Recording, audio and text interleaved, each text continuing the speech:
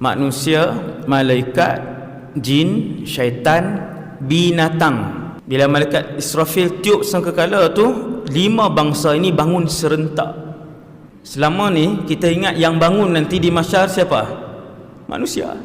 Bukan. 5 makhluk. Kenapa 5 makhluk ini bangkit? Kerana kesemuanya mati selepas tiupan sangkakala pertama. Ramai tak perasan bila malaikat Israfil tiup sangkakala pertama tu, antara yang mati kesemuanya malaikat.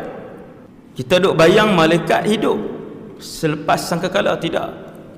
Fa idza nufikha fis sur, dan tatkala ditiupkan sangkakala, kata Allah dalam Al-Quran, fasa'iqa man fis samawati wa man fil ard. Semua mati. Seluruh makhluk di 7 petala langit dan seluruh makhluk bumi.